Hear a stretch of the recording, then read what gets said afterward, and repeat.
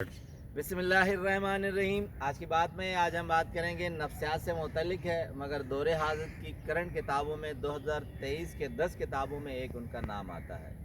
Writer नौजवान है और वैसे नफ्सियातदान नहीं है, साइकियाट्रिस्ट नहीं है, एमए इकनॉमिक्स में किया है, अमेरिकन राइटर हैं, निक ट्रेंटन। उनकी किताब है दौरे हाज़िर में टॉप 10 किताबों में उनको माना जाता है कि stop over thinking. Stop over think में उन्होंने 23 जो है सोल्यूशन दिए हैं, 23 वेज दिए हैं कि स्टॉप ओवर थिंक को किस तरह किया जाए। कहते हैं कि इससे स्ट्रेस रिलीव होता है और डिप्रेशन दूर होती है। अब आते हैं सबसे पहले कि ओवर थिंकिंग क्या है।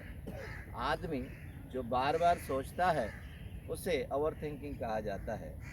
नफ्सियातदान कहते हैं, लिखते हैं कि एक आदमी दिन में कई लाख मर्तबा सोचता है और उस पर अलमिया ये होता है कि जब एक सोच को बार बार सोचता रहे तो वो ओवर थिंक में मुब्तला हो जाता है। तो लिखते हैं निक ट्रेंटन, कहते हैं कि इसके फ़ायदे भी हैं उन फ़वाइद से ज़्यादा, मगर उसके नुकसानात भी हैं। फ़वाइद क्या हैं? कहते हैं जो बार बार सोचता है वो तख्लीकी जहन का मालिक हो जाता है और मसाइल हल करने के उसके पास बहुत से ऐसे रास्ते नज़र आते हैं जो बार बार सोचकर वो उनकी हल की तरफ आता है। और उसके अलावा कहते हैं डिसीशन पावर आ जाता है। बार बार सोचने से आदमी को मुख्तलिफ रास्ते नज़र आते हैं जो ज़िंदगी के मुख्तलिफ मसाइल से निकल कर हल की तरफ जाते हैं। मगर कहते हैं ये कुछ हद तक फ़वाइद हैं, मगर ओवर थिंकिंग के बहुत बड़े नुकसानात जो हैं वो क्या है। बार बार सोचने से, ओवर थिंकिंग करने से नींद ख़राब हो जाती है, उलझन पैदा हो जाती है, आदमी को सोचने में मसाइल पैदा हो जाते हैं कि मुझे ये करना चाहिए या वो करना चाहिए। बार बार एक ही सोचने पर आदमी स्ट्रेस में मुब्तला हो जाता है, डिप्रेशन में मुब्तला हो जाता है, सुकून निकल जाता है और बेसुकूनी ज़िंदगी में आती है। अब निक ट्रेंटन इसी किताब पर मबनी ये किताब लिखी है उन्होंने। कहते हैं उसके मुख्तलिफ हल हैं, 23 हल दिए हैं उन्होंने। चंद चाहूँगा कि आपसे शेयर करूँ। यूरोप में कहते हैं इसको मर्ज माना जाता है, ये डिज़ीज़ में शामिल होती है, मगर दूसरे ममालिक में अक्सर लोग इसको बीमारी भी नहीं मानते। सबसे पहला हल वो बताते हैं ट्रेंटन, कहते हैं सबसे पहले आप ये एक्सेप्ट करें कि आप इस बीमारी में मुब्तला हैं या इस तकलीफ़ से दो चार हैं, कि आप बार बार सोच रहे हैं, आपको समझ में नहीं आता, आप उलझन का शिकार हैं और आप पर एक ऐसी जहनी कैफियत तारी है जो पत्थर की तरह आपके जहन पर रखी हुई है। जब एक्सेप्ट कर लेंगे, मान लेंगे, तो तब आगे बढ़ेंगे। अलमिया ये होता है कि आदमी इस बारे में मानता ही नहीं कि मैं इस मसले से दो चार हूँ। उसके बाद कहते हैं कि एनालाइज़।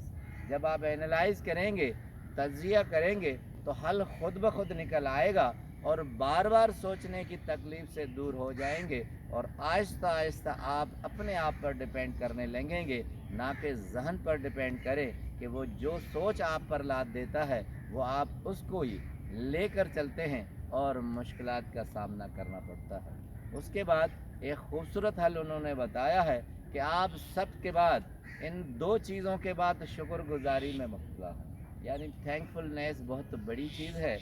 आप ये सोचें कि जो मसले और सोच मुझ पर आई है उससे ज़्यादा मेरे पास बहुत से वसाइल हैं, मैं उनसे क्यों नहीं फ़वाइद उठाता। इस शुक्रगुजारी में आप उस तकलीफ़ से आहिस्ता आहिस्ता निकल जाएंगे। एक खूबसूरत हल वो देते हैं ट्रेंटन, कहते हैं कि फोकस ऑन प्रेजेंट। कहते हैं 90% लोगों का मसला ये होता है कि वो प्रेजेंट पर फोकस नहीं करते, माजी में मुब्तला होते हैं या मुस्तकबिल के बारे में सोच कर ये परेशान होते हैं कि अगर ये करूँगा तो इस तरह होगा या नहीं होगा। मुस्तकबिल को खूबसूरत करने के लिए हम अपना प्रेजेंट ख़त्म कर देते हैं। तो कहते हैं फोकस ऑन प्रेजेंट। तो ये चंद हल हैं जो ओवर थिंकिंग में मुब्तला होने के बाद हमें निकालते हैं। तो इसलिए हमें इन चीज़ों को गौर करके अपनी ज़िंदगी को आसान से आसान बनाना चाहिए, ना कि मुश्किल तरीन। आपका बहुत बहुत शुक्रिया। बहुत उम्दा।